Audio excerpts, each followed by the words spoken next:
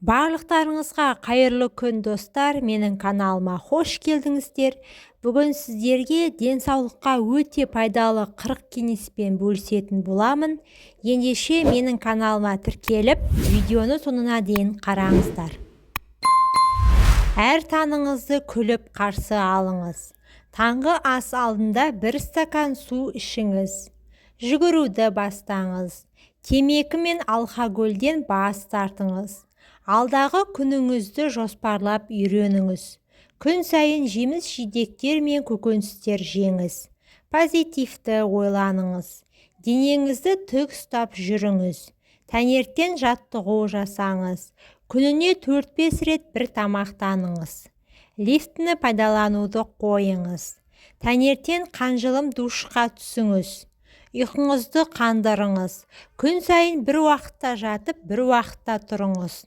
Таза ауада серуендеңіз. Киіміңізді бір күн бұрын кешке дайындап қойыңыз. Жылына 1 рет медициналық тексерістен өтіңіз. Басыңызға келген қызықты ойлар мен пайдалы кеңестерді жазып жүріңіз. Күніне таза, газдалмаған суды 2 литрден көп ішіңіз. Ұйықтар алдында бөлмеңізді міндетті түрде желдетіңіз. Күніне 15 минутты тазалыққа бөліңіз. Жатар алдында жуынып жатыңыз. Жұмсаған ақшаларыңызды жазып отырыңыз. Жұмыстан келгеннен кейін 15 минут музыка тыңдаңыз. Аптасына 1 рет моншаға немесе саунаға барыңыз. Ас мәзіріңізден фастфуд секілді зиянды тағамдарды алып тастаңыз. Пернетақтаға қарамай басуды үйреніңіз. Ұқыпты болыңыз. Адамдарға қошемет айтып тілектес болыңыз. Аптасына 2-3 рет 1 сағаттан спортпен шұғылданыңыз. Өлең жаттап, сөз жұмбақ шешіп, шахмат ойнап, миыңызды жаттықтырыңыз.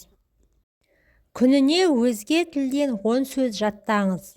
Сонымен қатар 30 минутты түрлі шығарма оқуға бөліңіз.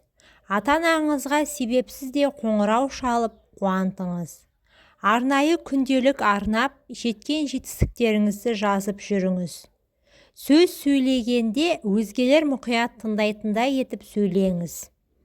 Өміріңіздегі жарқын сәттерді суретке түсіруді ұмытпаңыз. Көзіңізге гимнастика жасаңыз. Қышқыл сүт өнімдерін тұтыныңыз. Айран, сүзбе, қоспасыз йогурт тағы басқа. Егер жұмысыңыз болмаса, компьютер алдында 2 сағаттан артық отырмаңыз.